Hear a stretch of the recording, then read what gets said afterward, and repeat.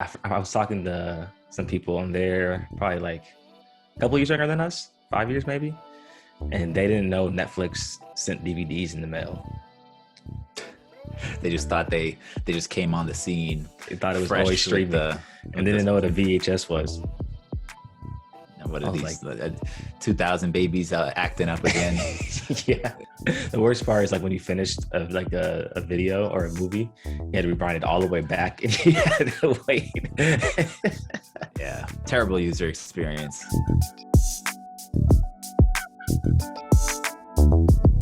What's going on, everybody? Welcome to Without a Roadmap.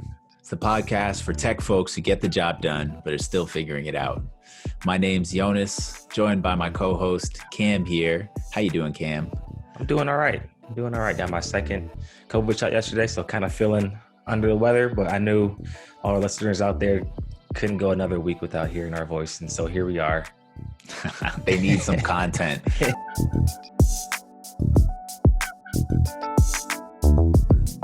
To kind of look out for Cam's health, we're going to keep it, short and sweet today, but wanted to talk about something that we've been looking at a lot more as our company has matured and, as a, product folks that, we've kind of been trying to better understand kind of, where the various customers are in their journey with our company so that we can, make sense of it and try and improve. And, when going about doing that or looking at ways to kind of visualize that, what we came across is a great way to do that is by tracking customer lifecycle stages.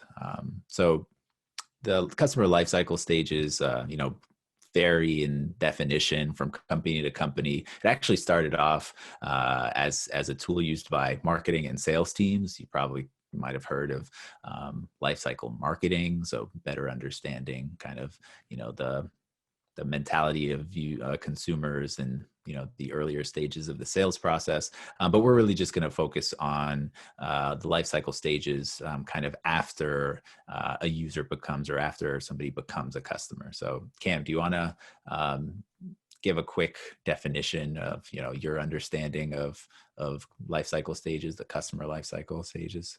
For sure. The way I think about it is really tracking the customer's relationship with your business and into your company, right? So everyone knows the most important thing a customer does when they first become a customer is onboarding. So that's an example of one of the lifecycle stages. And depending on how mature your company, your product is, or your organization is, you may have a lot of different stages, or you could just have a short few if you're an early stage startup that is still figuring out the process of how they want to map their lifecycle stages according to their business. And so we wanted to just go over real quick 3 of the ones we think through as product people at Parler and kind of give our take of how we use lifecycle stages to understand more about our customers and understand and get more context about the feedback they're providing to us. Because it always helps us to understand more about what the real pain is, or what, instead of always just jumping to the solution.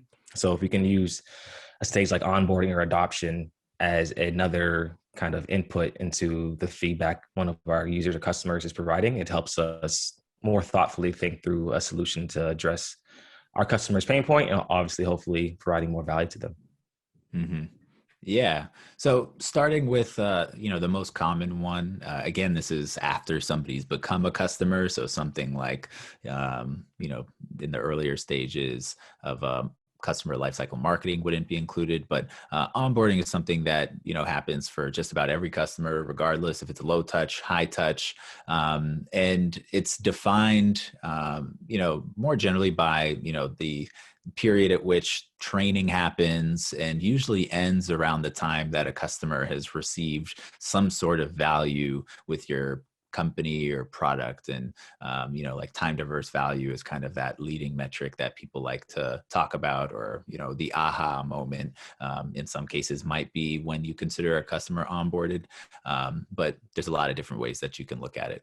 Mm-hmm. And some folks, some arguments are out there that onboarding is never complete. And so just keeping that in mind. But I do think onboarding obviously is one of the most important things, because there's all this excitement from both sides, right? Once the customer signs the contract and they get access to your product, and also from your side, when you have a new person that's going to be using your product for the first time, it's both exciting and kind of nerve-wracking, right? Because they can uncover things that you never thought of, or any number of things can go wrong. I think for us, as we were starting to branch out into a new market, a new kind of target persona that we're really focused on, seeing our customers, our users' first reaction to Parlor is we're learning a lot from it. Just as we're learning what's most important for them to get going and what we kind of need to optimize for to make their first week, 2 weeks, month using Parlor as best as it can. Because if they're having a lot of bugs or implementation is taking too long, you can lose that momentum, and that's gonna make it harder for adoption of your product across the board later on. Mm-hmm. Yeah, so success during the onboarding period is oftentimes like closely tied to your customers' overall success with your company. So if you're noticing that they're running into snags during this period, oftentimes it's a good indication that you're going to have trouble down the road. So it's really important that you iron that process out. And from a product perspective, like kind of watching customers as they go through the onboarding process is super important. You can learn a lot of things from the feedback that's collected there, but also by the amount of time required to kind of complete that process, whether it's just an onboarding flow that they have to go through and kind of complete some steps if you have a pretty kind of self-service product, or if it's, the long implementation process that they have to go through for something that's more high touch. So it's really important to kind of like audit the amount of time that a customer spent during that period, because in some cases it might be long because it has to be long because you have really Right. complex products, but making sure that you're kind of setting expectations right, and that you're minimizing the amount of effort required as much as possible, and then that there's kind of customer success counterparts who are closely working with the product team to make sure that the feedback is making its way back to the team around how it can be potentially improved from a product perspective. Mm-hmm. Exactly. I think one of the other things is to think about is like when you're building the product or your product person, you think like the ins and outs of the product and how everything should work. But when somebody first uses the product for the first time, they can miss a lot of the things that you think are very obvious, right? So for us, an example could be the different types of feedback. We always try to emphasize you can change the type of feedback or you can add additional types. But sometimes that can be lost because of the UX experience behind a menu that a user would never actually click on and see that they can not only change the type of feedback, but also give a feedback a certain status. And so I think it's always seeing the first time a person's using your product, which is why like Full Story and all the other session recording tools are always fun to watch and also nerve-wracking to watch, is that what a person should be doing within your product, but it's their first time. They don't know it as well as you do. And so seeing them kind of struggle gives you good insights of how you can improve the product there. Mm-hmm. Yeah. So the main takeaway is that, onboarding is usually the first experience your customer is having, with the product hands-on. It's really important to make sure that's as smooth as possible, but really just kind of keeping in, that context of where that customer is and using that to kind of help you, compartmentalize the feedback that they're giving you is really important. So really nice to kind of categorize users as, folks who are in onboarding and kind of tracking that closely and making sure that you're doing everything that you can to reduce the time to value.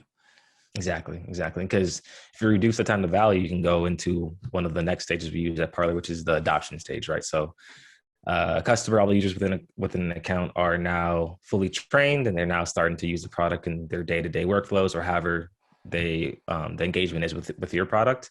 And I think there is super interesting to kind of take away like where users are getting stuck or where users aren't really fully utilizing your product to get the value they should be. And so that could be another thing of either you need to do more education around how to use your product, the value the product receives if you do things a certain way, or maybe it could just be that they stopped using your product because there's a game-breaking bug that's prohibiting them from using a certain area of the product that they really need to work.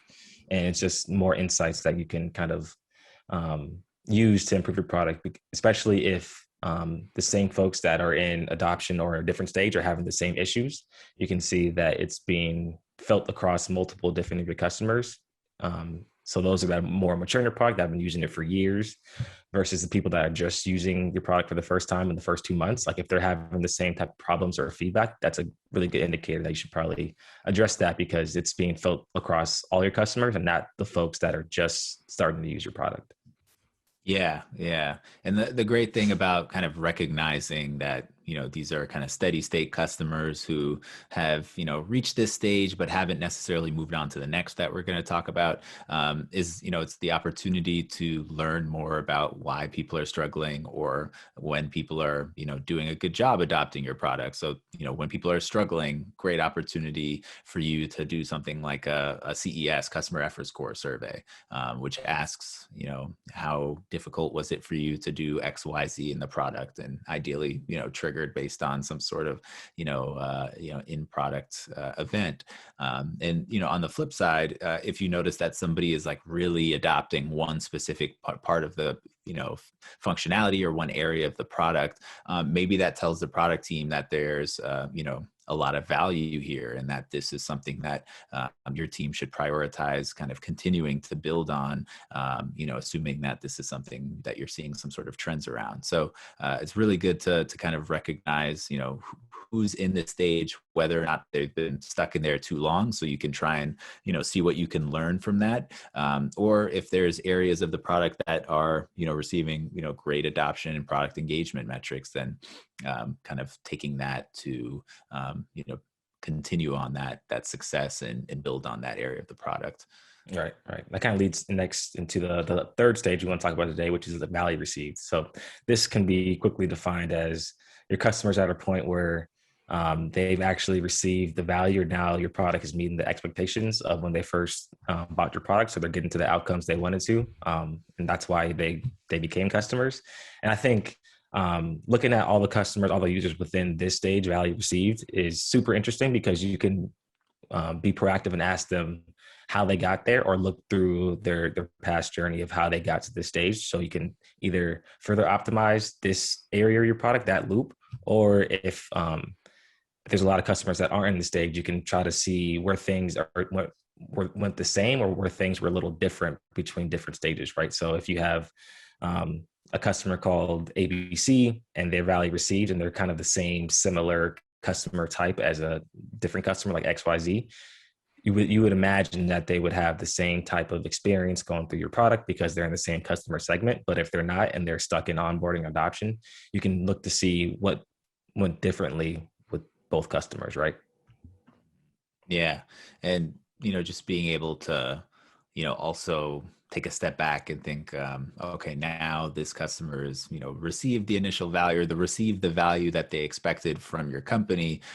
Where do they stand? This might not be specific to the product team or up to them, in terms of surveying customers to understand their satisfaction. Maybe your support or your success team would do that, but I think it's a great thing for the product team to be aware of. It's like, if customers have received the value that they've expected from your company, like, are they still happy? Like, is your product doing, not only like what it, is intended to do, but is it delighting customers to the point where, you think you're going to have opportunities to upsell them or, drive renewals? These might not be outcomes that your product team is responsible for, but I think they are indicators of the product's success and is something that we should all be aware of. Exactly. Yeah. I think once they get to a certain stage, it's also a good time to see how critical your product is to your customer's business, right? Because if you're very critical and they kind of require to use you to do their job, fulfill their job responsibilities, it's probably a good indicator that they're going to stick around for the long term. Or if they don't view your product or software as super critical to their day-to-day jobs or to their company achieving their outcomes, then there's some feedback there you got to take into account and see what you can do to become so critical that they couldn't imagine life without your product. Mm-hmm.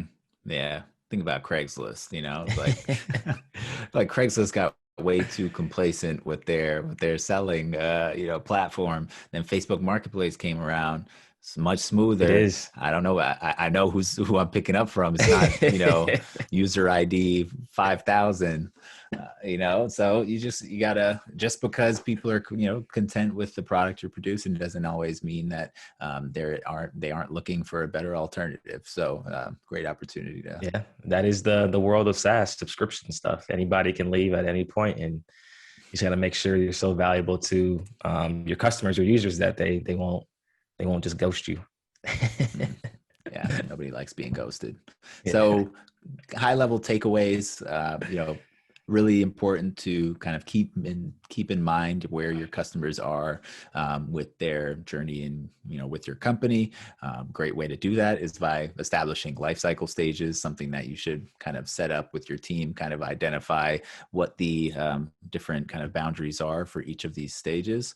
And, Cam, you could tell us a little bit about kind of why they're important.